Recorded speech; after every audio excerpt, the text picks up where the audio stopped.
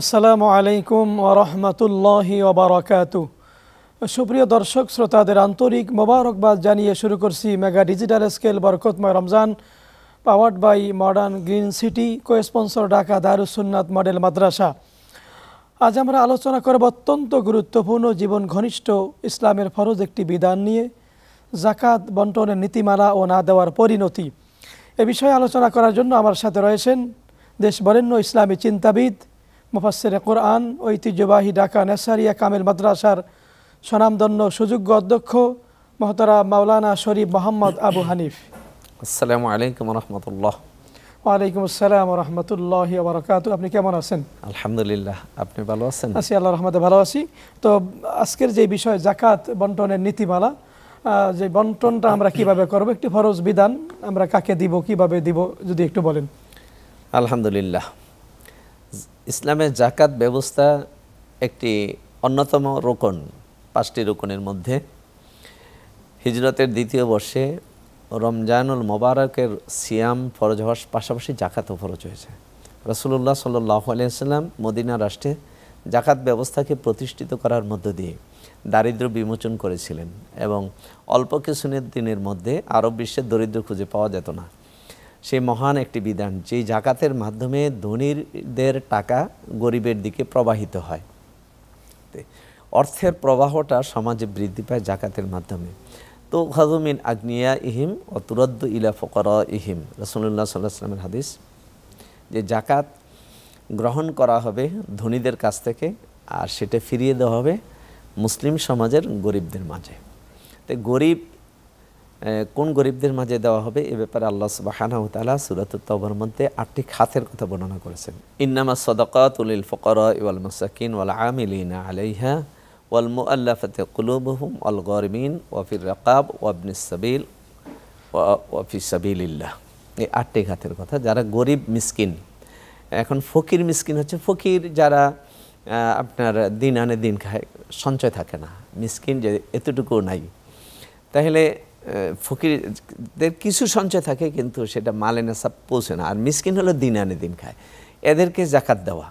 তারপরে যারা ঋণগ্রস্ত, আমাদের সমাজের প্রেক্ষাপটে যেটা আছে, যারা ঋণগ্রস্ত তাদেরকে জাকাত দেওয়া যায়।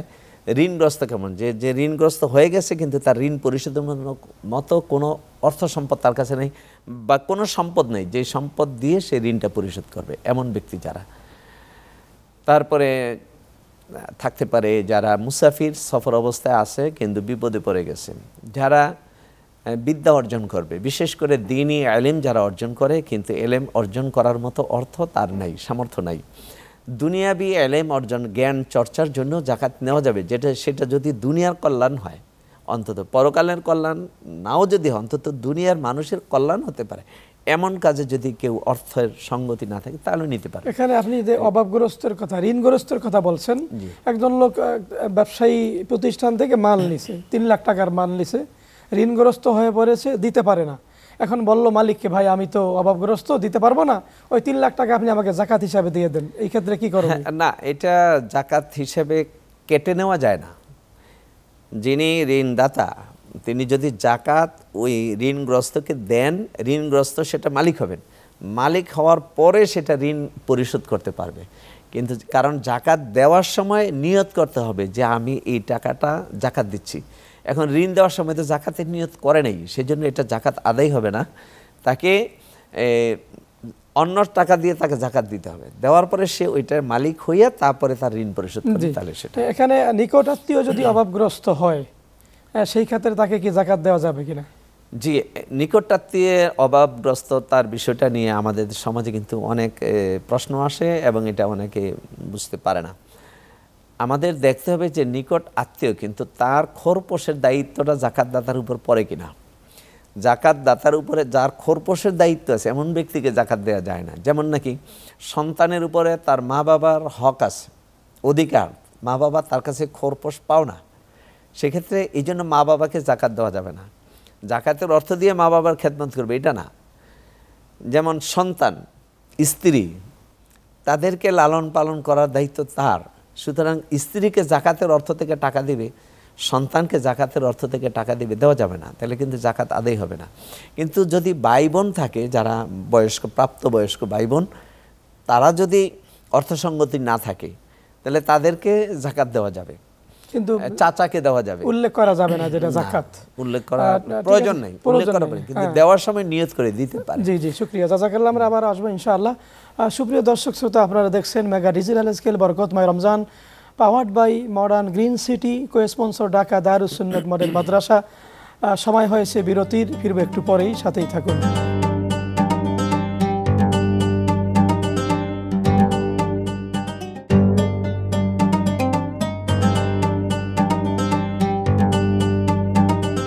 বিজ্ঞাপন বিরতির পরে আমরা মূল আলোচনায় ফিরছি। আপনি খুব সংক্ষেপে বলবেন যে স্বর্ণ অলংকারের, স্বর্ণরূপার জাকাত আমরা কিভাবে দিব?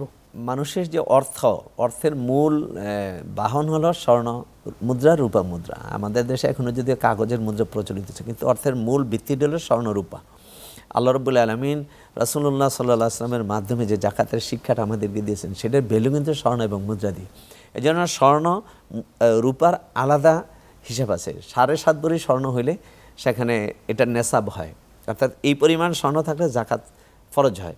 52.5 তোলা রূপা, এই 7.5 ভরি স্বর্ণের সমমূল্য পরিমাণ অর্থ যদি থাকে, অথবা 52.5 তোলার সমপরিমাণ মূল্যের অর্থ যদি থাকে, তাহলে জাকাত দিতে হয়। আর যদি সেটা স্বর্ণরূপেই থাকে, তাহলে সেই স্বর্ণের জাকাত দিতে হবে, সেটা বা রূপার জাকাত দিতে হবে।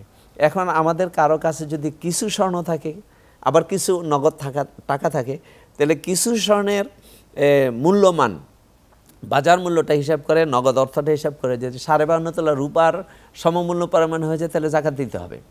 শুধু স্বর্ণ হলে 7.5 ভরি, কিন্তু যদি শুধু স্বর্ণ না হয়, তাহলে 1 ভরি স্বর্ণ আর কিছু টাকা নগদ থাকলেই কিন্তু রূপার 52.5 তোলা রূপার সমপরিমাণ হয়ে যায়, সেক্ষেত্রে জাকাত এসে যাবে। আর স্বর্ণটা আমাদের দেশে ইদানিংকালে কেউ কেউ একটা বিভ্রান্তির মধ্যে আছে যে অলংকার যেটা ব্যবহার করে আমাদের মা বোনেরা, নারীরা যে অলংকার তাদের দেহে ব্যবহার করে সবসময়, সেটার জাকাত দেওয়া লাগবে কিনা।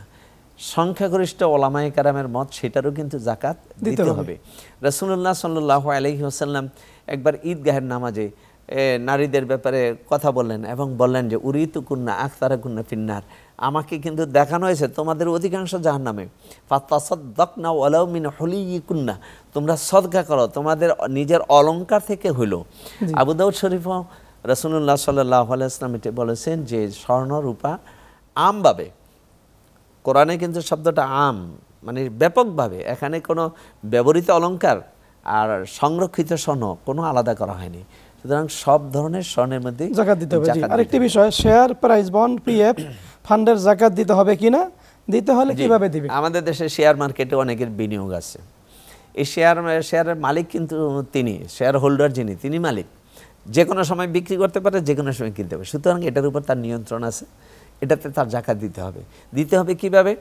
জাকাত কিন্তু একটা বছর নির্দিষ্ট তারিখে হিসাব করতে হয়, আমরা কিন্তু এই বিষয়টা খেয়াল করি না। যিনি জাকাত রমজানের 10 তারিখে দিবেন, প্রতি বছর রমজানের 10 তারিখে তার ব্যালেন্সটাকে তিনি হিসাব করবেন। তাহলে 10 তারিখে যদি ব্যালেন্স হিসাব করেন, ওই তারিখে তার এই ইয়েটা কত, শেয়ারের দাম কত, মার্কেট ভ্যালুটা কত।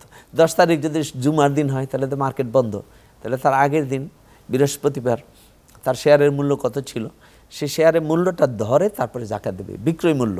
যারা জাকাত দেয় না, জাকাত না দেওয়ার দুনিয়ার একটা পরিণতি আছে, আখিরাতে তো আছে, সংক্ষেপে যদি বলেন। সুবহানাল্লাহ, যারা জাকাত দিবে না তাদের তো ভয়ঙ্কর পরিণতির কথা অনেকগুলো হাদিসের মধ্যে এসেছে। রাসূল সাল্লাল্লাহু আলাইহি ওয়াসাল্লাম, বুখারী শরীফ, মুসলিম শরীফে আছে। আল্লাহ কোরআনে বলছেন, লা ইয়াহসাবান্নাল্লাযীনা ইয়াবখালুনা বিমা আতাহুমুল্লাহু মিন ফাদলিহি খায়রুল লাহুম বাল হুয়া শাররুল লাহুম সায়ুতাওয়াকুনা মা বাখিলু বিহি ইয়াউমাল কিয়ামাহ।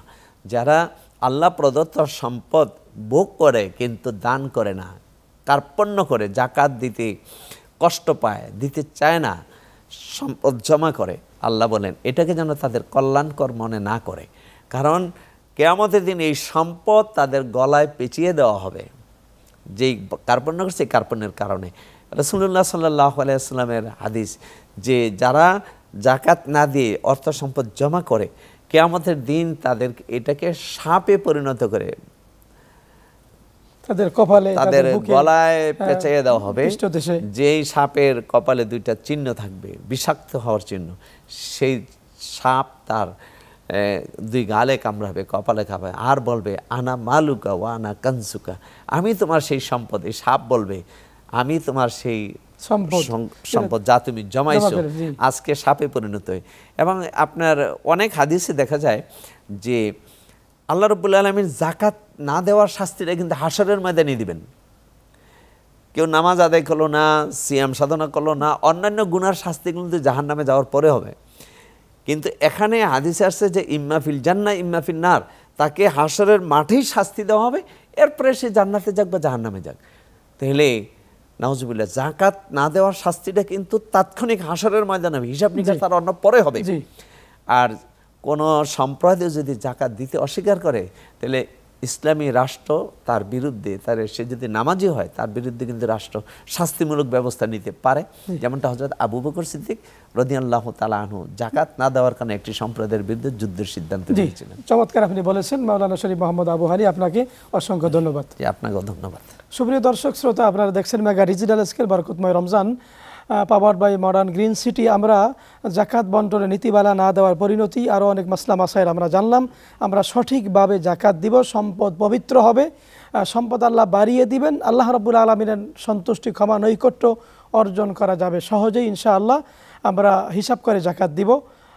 অনুষ্ঠানের একেবারে শেষ পর্যায়ে আমরা চলে এসেছি। আগামী পর্বে দেখা হবে। আপনারা ভালো থাকুন, সুস্থ থাকুন। আল্লাহ হাফেজ। আসসালামু আলাইকুম ওয়া রাহমাতুল্লাহি ওয়া বারাকাতুহু।